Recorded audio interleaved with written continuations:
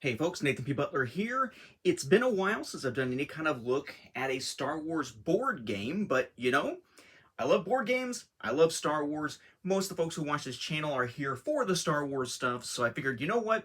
Even though there's probably a million and one videos already on the Star Wars Villainous series, why not do some content overview videos for those games before I actually get rid of the boxes and put them into my typical storage solution for Villainous? Because yes, I am also a collector and player of Disney Villainous and Marvel Villainous. So we're going to start here looking at the initial box set for Star Wars Villainous, which is Power of the Dark Side.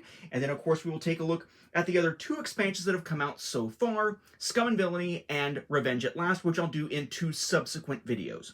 So this is the base game, Power of the Dark Side. Just says Star Wars Villainous, Power of the Dark Side. Basically, the series started out with just Disney Villainous, and then that got an upgrade and retooled for Marvel with Marvel Villainous. And now Star Wars Villainous is the third iteration of this franchise.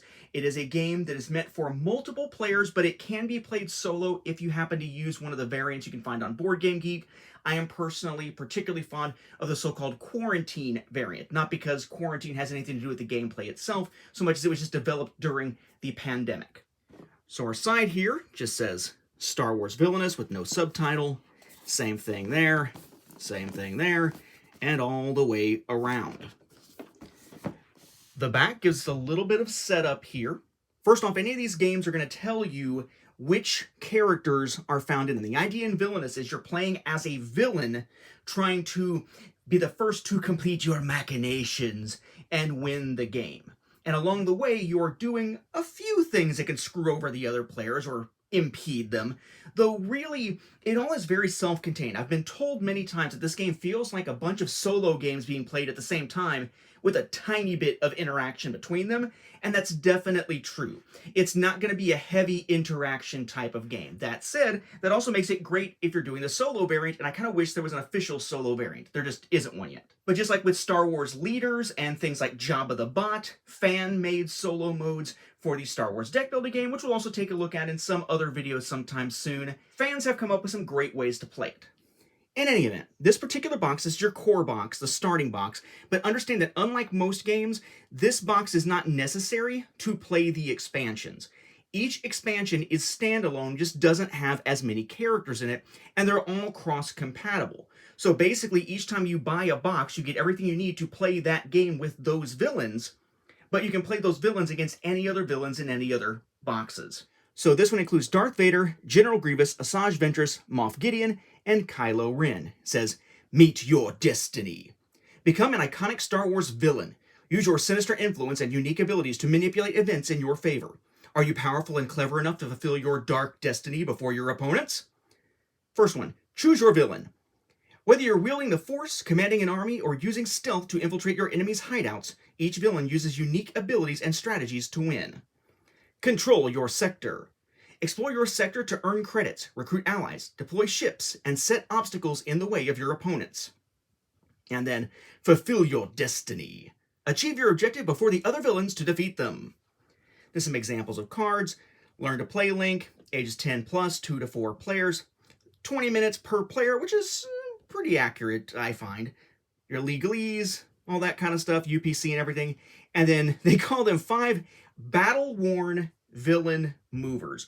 We're going to find that the villain movers in the core box are ugly as hell, even compared to some of the ones we've seen with the other Villainous games, because they went with a weird design choice for this battle-worn part. Thankfully, that is not something they have stuck with subsequent sets. The first thing you'll find inside, of course, is your instructions, and it's set up very similarly to other games of Villainous. So you're not going to see too much difference, but there are some new mechanisms and some new currencies and such that we will see with Star Wars Villainous that don't exist in those other games. Now, before we dive into anything with the specific characters and how they work, let's look at the general shared components. This is referred to as your chamber. It's the cauldron in the Disney version, it's the vault in the Marvel version, and here is actually divided into 3 sections instead of just being basically a bowl to place these 3 token types into. These here are strength tokens, -1 or +1. You might have effects that allow cards, heroes, or allies, for example, to gain or lose strength. You use those to track those modifications easily. This game uses 2 currencies, as we'll discuss as we go along here.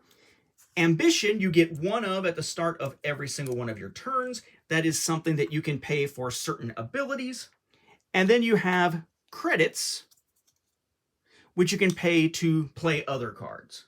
You would just keep those in the different wells within there. I'll be honest, I almost never use the cauldrons or the vaults or the chambers anymore, because by the time you get some expansions to the game, which all come with everything you need to play those too, which means you're getting even more of all of these, you'll have so freaking many of them that they won't even fit if you put them all together. So I just put them in piles or keep them in bags sitting on the table. But there is a cool little place to put them if you want to.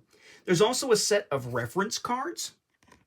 The reference cards indicate the different abilities that might come up within the span of gameplay: collecting credits, discarding cards, playing a card, maneuvering, fate, vanquish, activate, or ambition. We'll look at all these when we actually see a little bit more on the individual villain side of the game as we're looking at the individual characters here. But I would note that activate does not appear in this game, at least not in this base set. Now on the back of these is a little guide to the villain objectives, with the idea being that you would have all the players able to see what the opposing players might be trying to do as their victory goal, so they can know how best to hinder them as they go along. So you'd always have a reference card for each player and objectives. And they actually give you 5 of them, so you could keep 1 with each of the individual characters, except it's kind of weird because it's meant to be a 2 to 4 player game, with solo only being a thing that, you know, fans have created. And then from a 5 player standpoint, to actually use all 5 of them in this game, that's, at least according to the box, not supposed to happen. So you have 5, even though you really need 4. For the record, although you're not really going to need to keep count, especially as you start getting more sets, you have 25 credits, 25 ambition, and 15 strength tokens in the base game. Now, part of the reason why we often say that this is almost like playing a bunch of solo games where you happen to sometimes interact is that basically everything you're going to typically do, unless you play a fate ability that tries to hinder another player, is all going to be on your own player board, which folds out, which is known as your sector in this game. They were realms in Disney Villainous. They are your domains in Marvel Villainous. They are sectors in Star Wars Villainous. Here they are closed. So we have General Grievous with the quote, "I will deal with this Jedi slime myself." Asajj Ventress, Jedi. "Their order is a fading light in the dark, corrupt and arrogant. They must be punished. The Jedi shall fall." Darth Vader, "You underestimate the power of the dark side. If you will not fight, then you will meet your destiny." Kylo Ren, "Let the past die. Kill it if you have to. It's the only way to become who you were meant to be." Like, just changing up the cadence of the common quotes because it just feels weird and fun.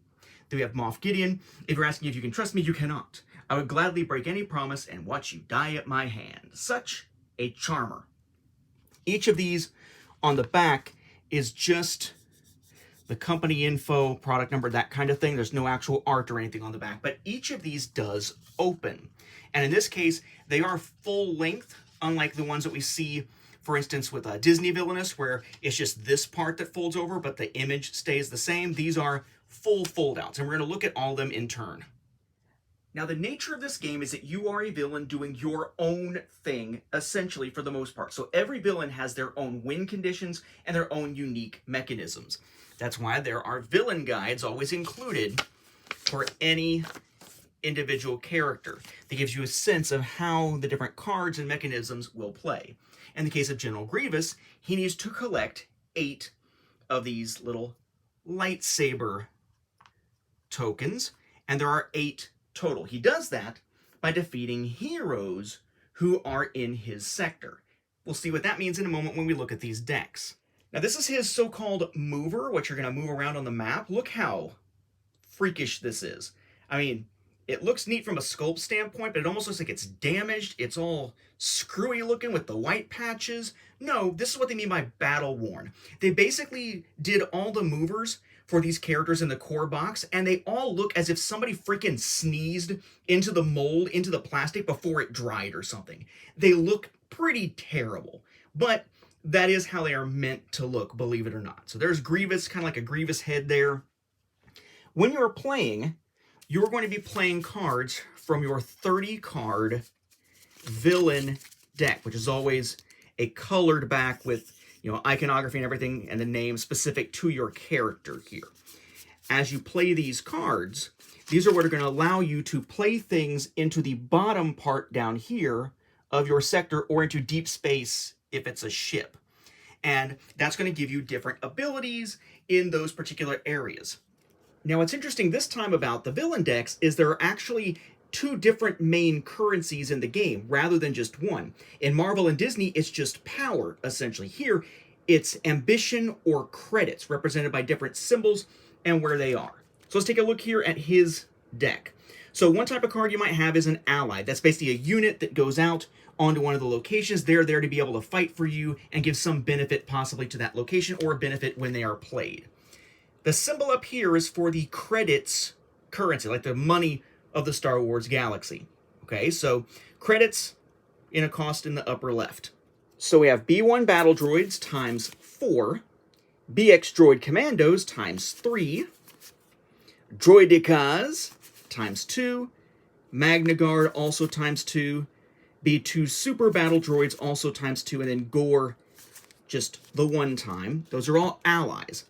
Then you have effect cards. Effect cards basically are what they sound like. You play it, they do something, they're gone, essentially. But notice this symbol here.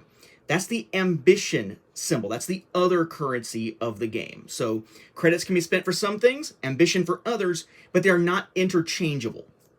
So we have escape plan times 3, Count Dooku's orders times 2, navigational tactics times 2, and add to my collection, which allows you to pay 4 ambition to collect 1 lightsaber. It's the one way you can collect a lightsaber without defeating a hero. They have what are called conditions. Conditions get typically played on the other player's turn when some condition is met. So in this case, like during their turn, if another player takes a play a card action, you may play blah, blah, blah, blah, blah, right? So it's basically looking for them to do something that is conditional and then doing it. It's not a condition like weakened or stunned or anything like that like you'd see in a lot of games. It's conditioned because it is conditional. So we have 3 copies of Hunting Jedi. We also have 3 copies of Trained in the Jedi Arts. And then we have a new type for Star Wars called vehicles. Vehicles get played not down here into the sector on your side, but into deep space over there. The cool thing about this, though, is, yes, it costs you 2 credits, for example, for Soulless One to play it into deep space. But while it's there, it becomes basically another location you can go to be able to use these actions. And before you do any actions, you get whatever the benefit is underneath. So it's an added benefit beyond just the regular icons that most spaces would have. And we have Soulless One and Malevolence as the 2 vehicles for Grievous's deck here. But that's all stuff that you can do that benefits you as Grievous. How do other players hinder you? Well, it's a little weird because the other players aren't playing their own cards to do something to you, unless maybe the rare case where a condition does something to them rather than just benefiting you when they do something. Instead, as you're moving around, you are activating different abilities. Okay? Stay with me here. We're going to get to what this deck does and how you hinder others. So you're going to start over here. At the beginning of every turn, you need to move to a different location within your sector. And again, that may include a ship that's down there in deep space. Okay, but you'll move somewhere. You can't stay in the same space. And wherever you are, I'll just move it off to the side here, is going to give you a selection of different actions you can do while you're on that location. You can do all of them, but only one time. So using this symbol, we could play a card. Bear in mind that only applies to ones that you can play by paying credits to play a card. So if it's a card that requires a condition, no, that's triggered by something else. Or if it's one that has an ambition symbol, no, that's an ambition-based ability that is not a card you can play with the normal rules here. Most of these villainous games, aside from Star Wars, just use that symbol, you pay power, you play it, because they only have the one currency. Then you have this symbol here.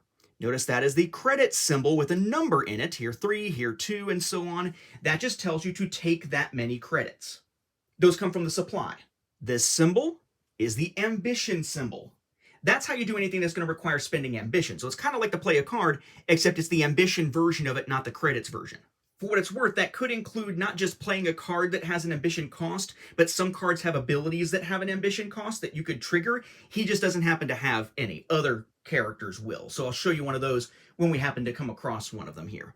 You also have this sort of lightning bolt inside an octagon kind of symbol there. That is the vanquish action. If there are characters on both sides, an ally and a hero, as they would be called, on both sides. We'll see how heroes get up there, again, as we look at this deck. Then they can do battle, basically, but only when you use the vanquish action. It doesn't just automatically happen. You use the vanquish action, you attack, you compare power totals, and anyone who's killed off in that process goes away. Anybody who manages to survive because they didn't need to add their power to that attack gets to stick around. There's also this symbol here that lets you discard not just one card, as it would appear, but as many cards as you would like. The idea is that at the end of your turn, you're going to draw up to 4 cards. But if you've already got 4 cards, and you haven't played a card, you might be stuck with cards in your hand that aren't particularly useful at that moment. You can choose to discard, which will allow you to draw more at the end of your turn. If your deck is ever empty, you just shuffle the discard to make a new deck. There's another symbol that's not on his particular sector, which allows you to do what's referred to as activating, where you activate an ability on a card, kind of like paying an ambition cost to activate an ability on a card. He doesn't have any of those, and therefore does not have any of those symbols in his sector. It would be useless to him. But this symbol here, just found on these 2 spots here, those are the ones that finally bring this other deck into play. As I'm smacking stuff around here trying to pick these things up. So again, these will have matching backs, but they'll be white, but same iconography, character name, and everything like that. Every character has a deck of 15 of these, and these are the so-called fate deck.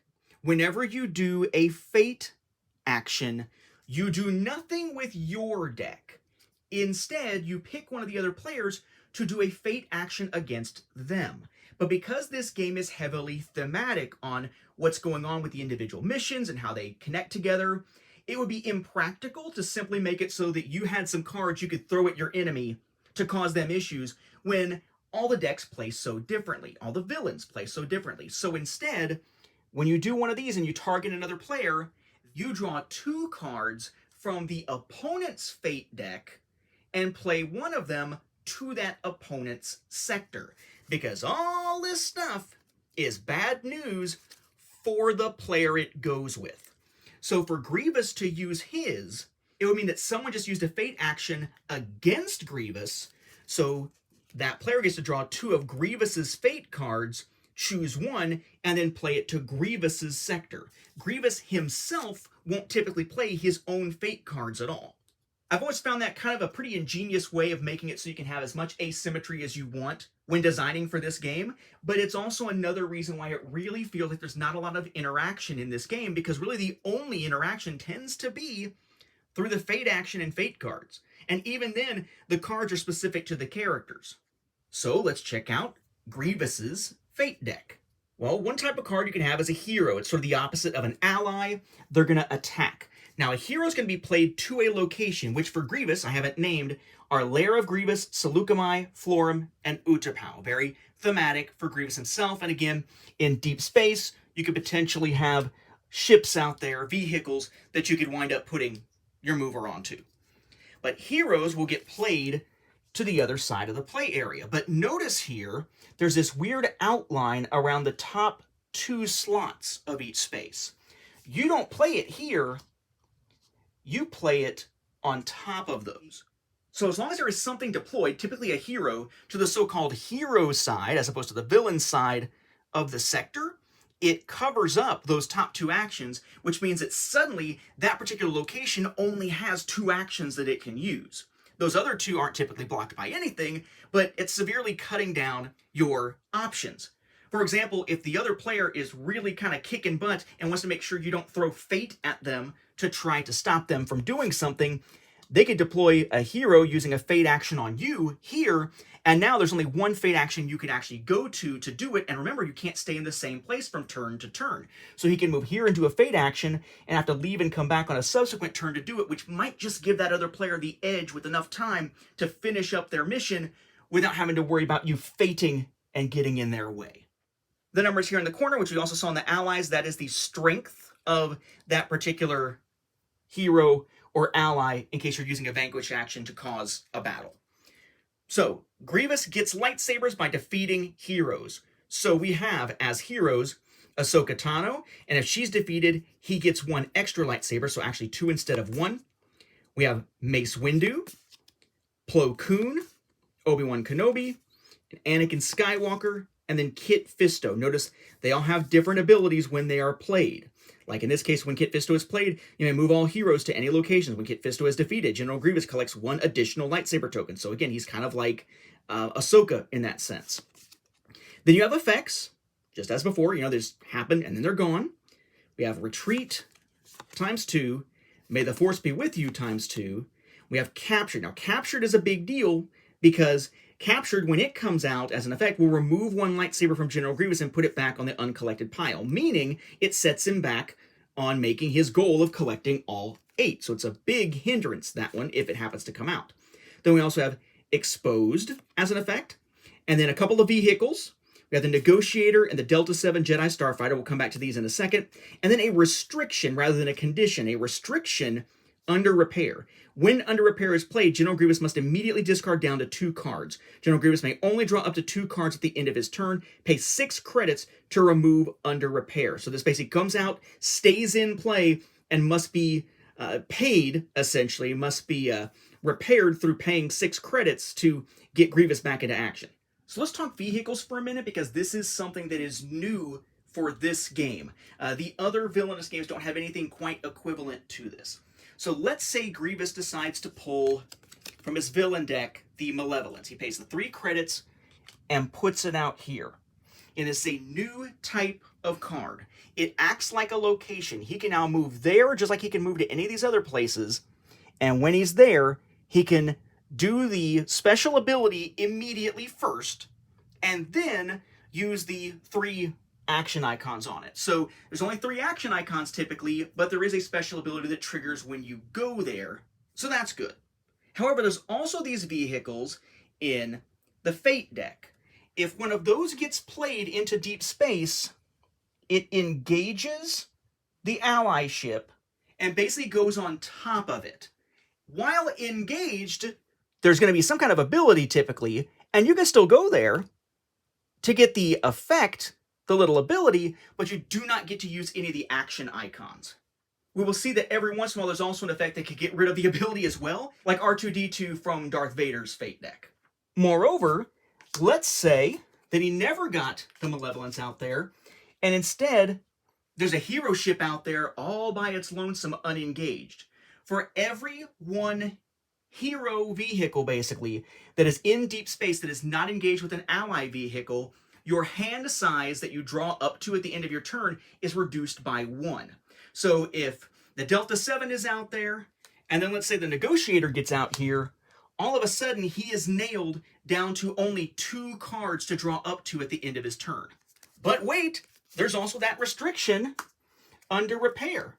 Maybe, and I'll just put this on top of here, if I were playing it, maybe under repair is also in play, so all of a sudden, this knocks him down to just 2 cards to draw up to, and then these 2 each take 1 away. He's drawing nothing at the end of a turn until he bounces around enough to pay 6 credits to get rid of this to start actually having cards to draw up and play. And even then, he better get some vehicles out there or do something to get rid of these to stop messing with his hand size. Next, we have Asajj Ventress, and notice no tokens here. She's going to play very different to Grievous. They all do. Here's her mover. They're always sort of stylized and sort of symbolic more so than they are, literal representations of the character. So here she is with that crazy long giraffe neck she tends to have in the Clone Wars. So I'll put her over here. Her locations are Teth, Dathomir, Kamino, and Coruscant level 13-12, all of course from the Clone Wars. But you'll notice here, rather than tokens, she has a special set of cards here. Her actual villain deck is only 25 cards, not 30, because she has 5 cards over here that are so-called missions with a darker background here. So, the way she plays is she needs to complete 3 so-called missions. So let's look at these. There's her card back here. Again, dark for the missions one, but all the card backs will be the same, just with either purple in this case or white. She has 5 missions. The missions are Stinky, Ambush, The Rescue, The Witches, and Clone DNA. Now, let's just look at these mission cards here and what they do. So at the beginning of your first turn, you're going to flip over your first mission and put it into play. At any point, you could use an ambition action and pay ambition equal to the number of face-up missions to flip up another one. So in theory, you could have all 5 of these out there in play at the same time, and that's important because to win the game, she needs to complete 3 missions. Each mission has an ambition 0 cost thing up there at the beginning for her here, which lets her do something that helps her progress that mission. You can do it at any time without paying ambition, but you do have to do it on an ambition icon, one of those hexagon-shaped symbols there. They call this an ambition reset. So, she goes to one of these places for an ambition. She plays the ambition action here to find Anakin Skywalker and Obi-Wan Kenobi, which are in her Fate deck, and place them in different locations in her sector, so somewhere up here. This is helpful because to progress, she needs to defeat Anakin Skywalker, defeat Obi-Wan Kenobi, and have a villain vehicle in play.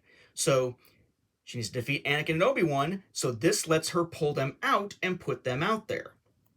Every time you complete one of the progression requirements, you put an ambition token on here like a tracker, basically, and once you've gained 3 ambition tokens in this case, from completing those 3 goals, you've completed the mission. That is 1 mission down out of 3.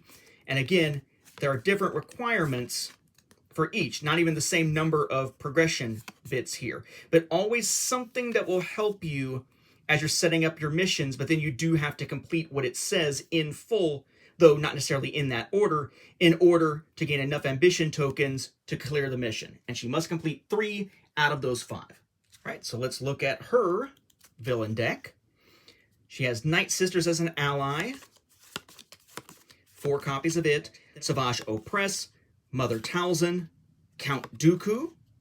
Then we have effects. You have Nothing I Want, Tactics, both of those you notice times 3, Infiltration, which is awesome, I'll come back to it here in a second, 2 copies of that, The Dark Apprentice, 2 copies of that, Home, 2 copies of that, and Assassin's Trail times 1, followed by our conditions, 3 copies of Power of Sidious. Then she does have 2 vehicles in her deck, the Banshee and the Trident. Probably expected for those who've watched the Clone Wars.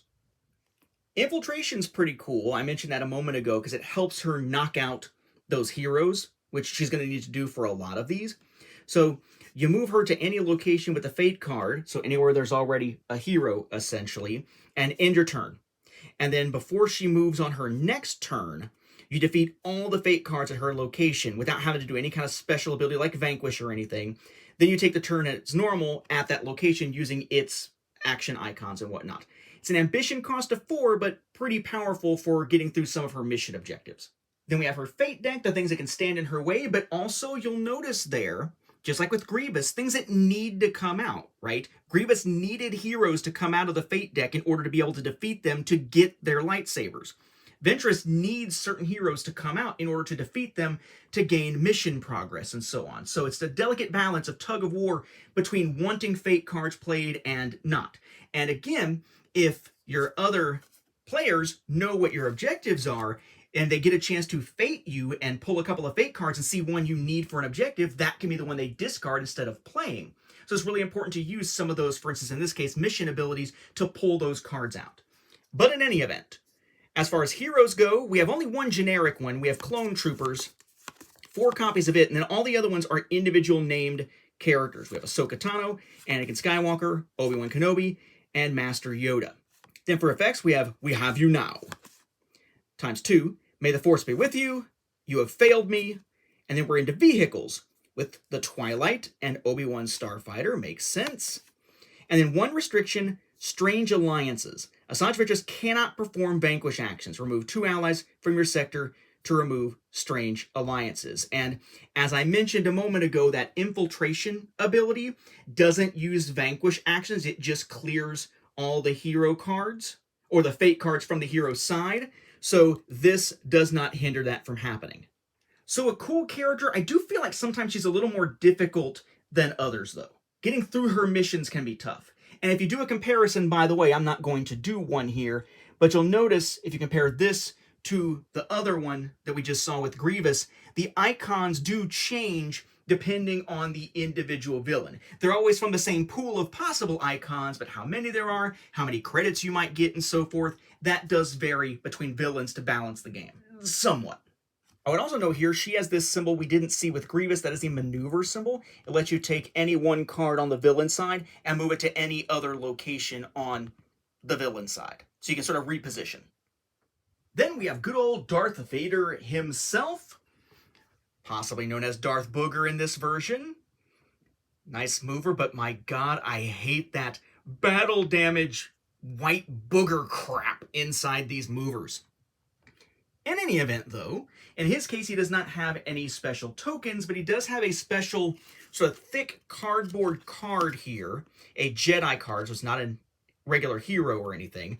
For Luke Skywalker, we have him on his focused side and his conflicted side. The focused side will actually start the game up here above the Death Star space on the hero side, but does not block actions because he's not an ally. It's not a regular card or anything. And the goal for Vader is to get Vader and Luke, but Luke has to be on the conflicted side, and Emperor Palpatine into the throne room, the Emperor's throne room there at the end, and then pay 6 ambition to essentially turn Luke to the dark side. So he needs to focus on getting Palpatine out of his deck, building up ambition that he can spend, flipping Luke to the conflicted side, and then moving him to the throne room. Although each time a hero is defeated anywhere, when Luke is conflicted, it does move him closer to the throne room, right? Closer to the dark side and whatnot through that temptation. So our locations here are going to be Mustafar, Death Star, Cloud City, and Emperor's Throne Room. And then here is his 30-card villain deck.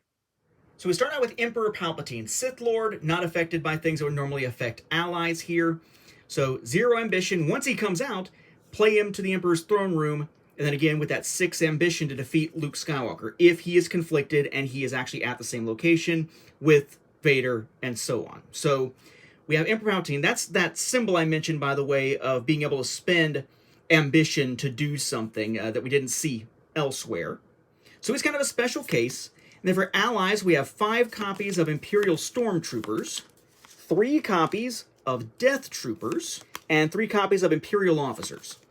For effects, I'm going to show these in a different order than I normally would, with just the most to the least. So you have Friends in Trouble, times 3. I find your lack of faith disturbing, times 2. And your hate has made you powerful, times 1. Then you really get into the ones that play the most role in getting things set up to win. We have Join Us or Die.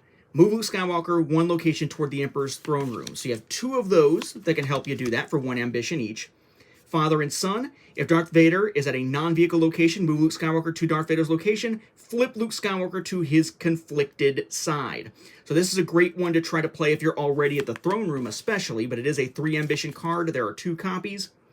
Release Your Anger. Move Darth Vader to Luke Skywalker's current location. Take 1 action at the new location. Flip Luke Skywalker to his conflicted side. You cannot use Release Your Anger to perform fate actions. So another way to get them together and make him conflicted. Then we have the Executor, important here as a vehicle because it lets you pull a hero into Vader's sector. Pulling heroes out and defeating them is another way to move Luke towards the throne room once he is conflicted. The TIE Advanced X1, or Buy 1 I used to say, the TIE Advanced X1, gain 2 ambition. That's going to be important because he needs to build up ambition to win, and there are effects in the Fate deck that could cause him to have to pay more ambition for regular ambition actions and things like that. And then Condition, you know, the power of the dark side, times 3, and You are not a Jedi yet, which is another one here. During their turn, if another player defeats a hero, you may play You Are Not a Jedi Yet, flip Luke Skywalker to his conflicted side. You have 2 of those to help get him to conflicted. So various ways to meet your goals using your villain deck. Then, of course, we have Vader's Fate deck that people could use against him.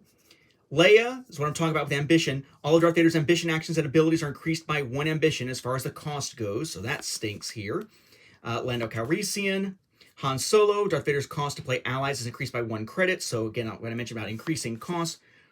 We have R2-D2, pretty powerful. He has to be played to an engaged hero vehicle, right, which is already blocking the actions of an engaged ally vehicle, but now Vader can't use the ally vehicle's ability either.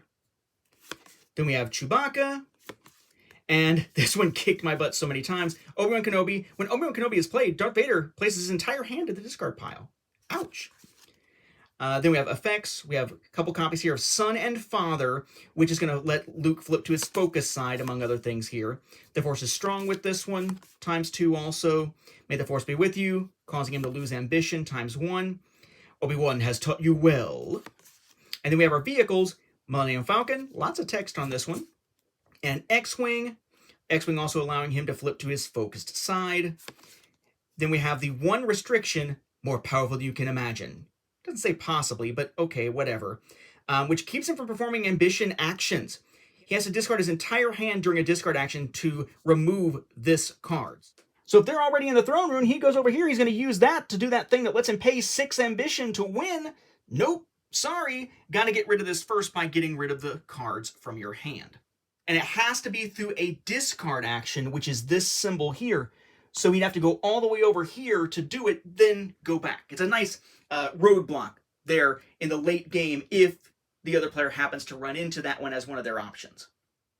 Then we have Kylo Ren, whose sector includes Dakar, Crate, Snoke's Chamber, and Emperor's Throne Room, albeit a different version of the Emperor's Throne Room, of course, the beat-up version of it. Here is his booger-flecked mover here.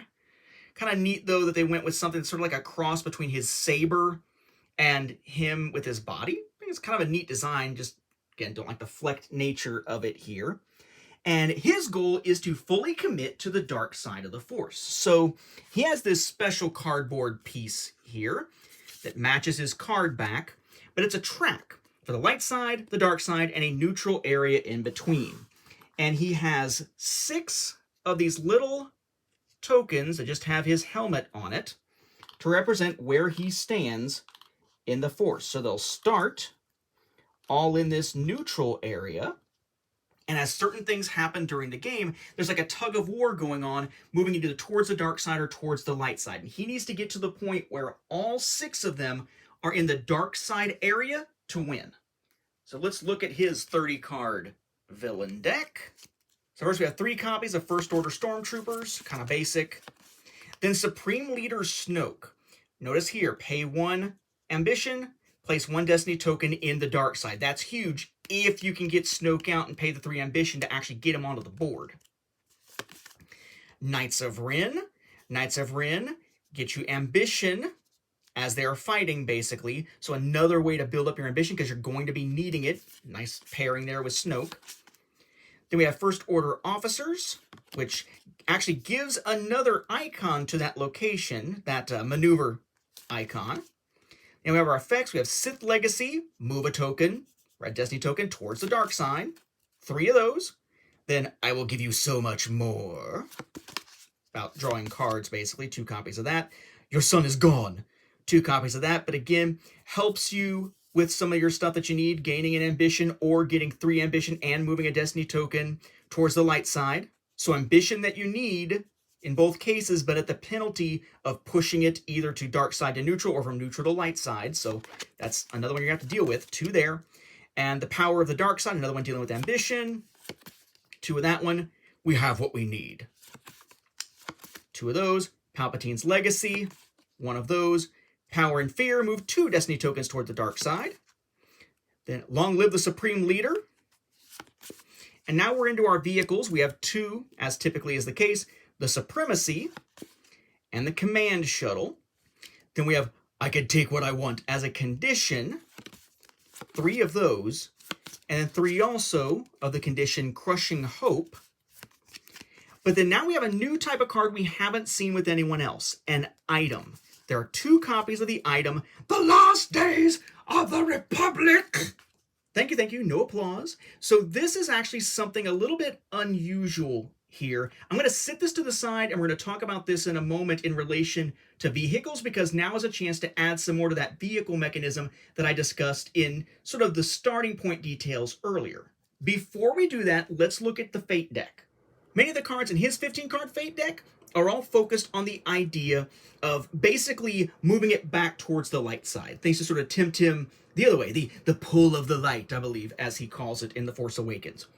So hero-wise, we have Leia Organa, Luke Skywalker, Poe Dameron, Rey, and Han Solo, kind of the big ones that we would expect to see that would be influencing Kylo at least. Then effect-wise, we have There's Been an Awakening, ×2, Every Word You Said Was Wrong, ×2, Come Home, ×2. Notice stuff like move 1 destiny token towards the light side. And then May the Force Be With You, ×1. 2 vehicles. We have the Millennium Falcon, as you would expect, and Black 1 Poe's ship. We're going to keep that out to use in a moment.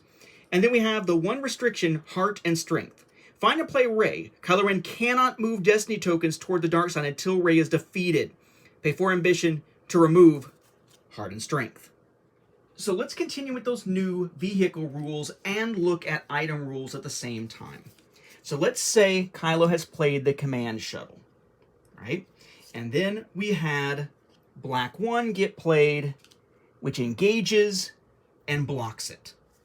One action that you can do, if there is a maneuver action available, is to engage or disengage. You automatically engage when they first play that Fate card out there on top of one of your ally vehicles, but you can actively engage and disengage. But you have to have that maneuver action. Notice he doesn't have it anywhere here. He need to get that First Order officers out there because that location gains that maneuver action. So maybe they're in Snoke's chamber or whatever. So he goes to Snoke's chamber, does whatever he's going to do, and uses this. That lets him disengage if he wants to. So he can choose to separate them back out again. But bear in mind, now that this is not engaged, all of a sudden, his hand size at the end of the turn when he's drawing up gets reduced by 1 because that's the effect of having an unengaged hero vehicle sitting there in your deep space slot. Or, if they were already disengaged, he could use that maneuver action to re-engage. So it's really a question of how much do you want those action icons that are on that vehicle. That brings us to how items work. Items are effectively attachments. So, in this case, it says attach the Last Days of the Republic to one of your vehicles. When you disengage from a hero vehicle, you do not reduce your hand size. So, he could pay 2 credits to put this. I'm not going to move them around quite yet, but take this, play it to Command Shuttle. Use a maneuver action to disengage Command Shuttle from Black 1, and thanks to this attachment on the shuttle, now this does not reduce his hand size. It's essentially adding an effect to whatever it is attached to, as you'd expect. But they are called items in this game. And there's not really a lot of them, as we've seen. I mean, we've gone through everybody except Gideon up to this point, and we've really only seen 2 copies of 1 item card so far at all here for Kylo.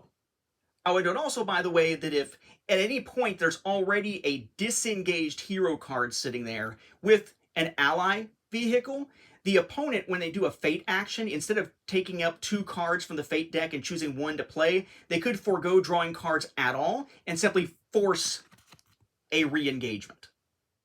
Then finally, for this first set, we have Moff Gideon from, of course, The Mandalorian. Here is his mover here. Not quite as freaky looking. I like the fact that it's like, kind of him here. You flip it around, though. It looks like one of those dark troopers. Pretty neat there.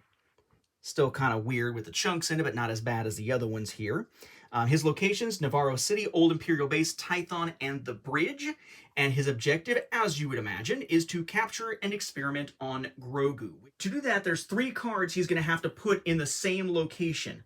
One of them is Dr. Pershing. One of them is the lab samples card that we're going to see. But then he also needs Grogu himself to actually be in the same location. Then he pays ambition to actually do the experimentation. The problem is, Grogu is buried there inside the Fate deck, which typically plays out to the hero side. So he's going to have abilities that actually have to capture and bring Grogu into the villain side.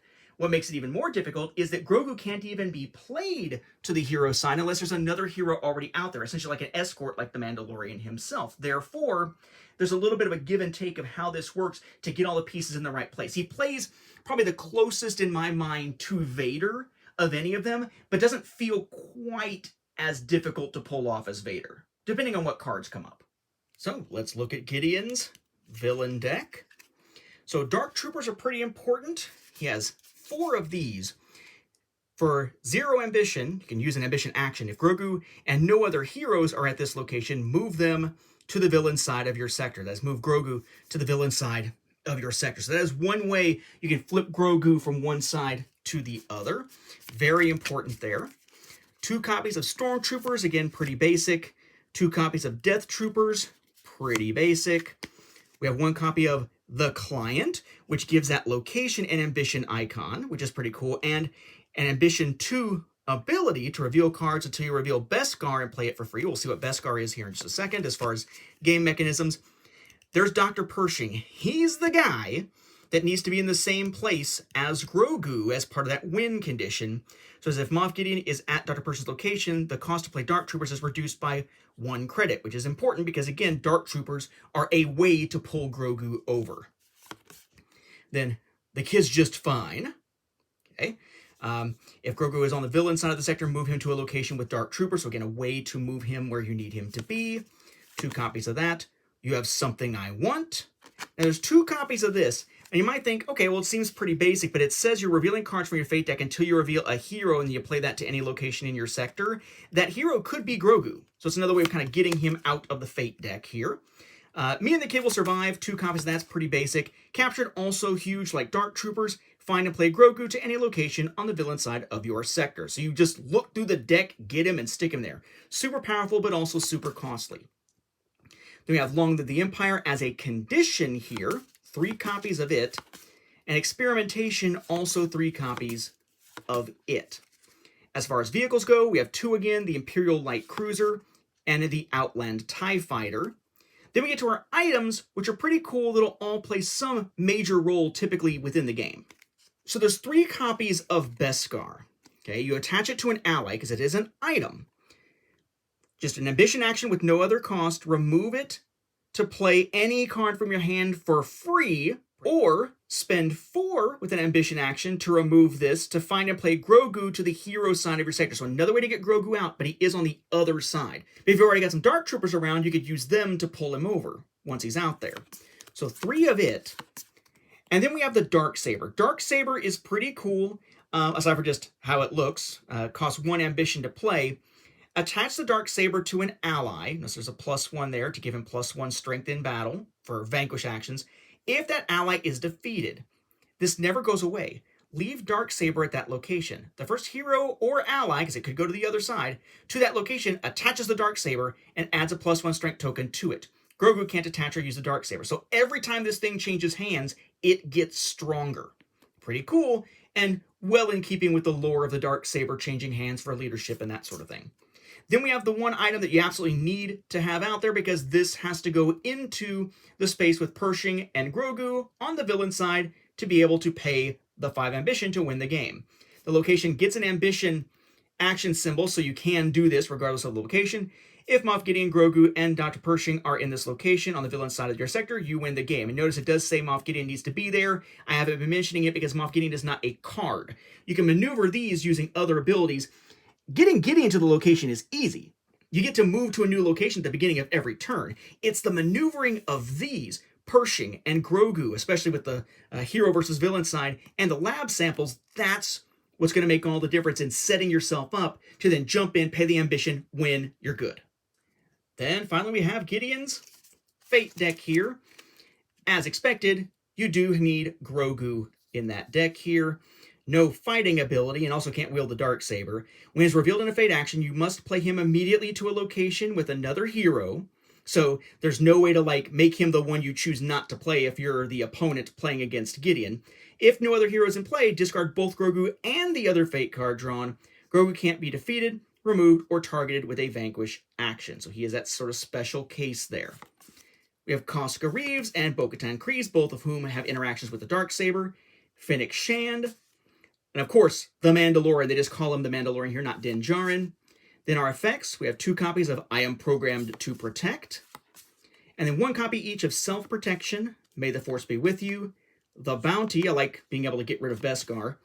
And the Return of Fett. Then the Jedi, followed by our 2 vehicles, the Captured Imperial Shuttle and the Razor Crest, and our 1 restriction, Unexpected Help. When Unexpected Help is played, defeat all allies in Grogu's location. No allies may be played or maneuvered to Grogu's location. Grogu is moved to the hero side of the sector at that location. Remove this card when you take a vanquish action. So it's a rescue ability. For what it's worth, the Jedi is also, thankfully, a rescue ability. Remove any Dark Troopers at Grogu's location. Move Grogu to any location on the hero side of Moff Gideon's sector. So not a lot of ways to get him back over to the hero side once he's on the villain side if you're playing against Gideon, but there are a couple ways.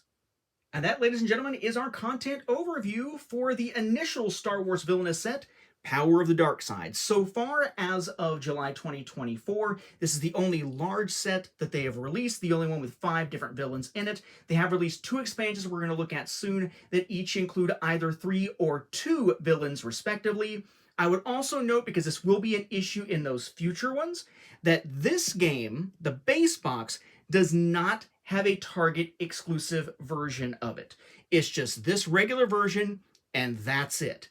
We will find that the future expansions, the small expansions, do tend to have Target exclusive versions with a special slipcover over each one and a slightly altered version of one of the movers inside, but that's it. No gameplay differences for the Target exclusive versions. But this one, you don't need to worry about it, even if you are a collector of these, because there's only one version out there.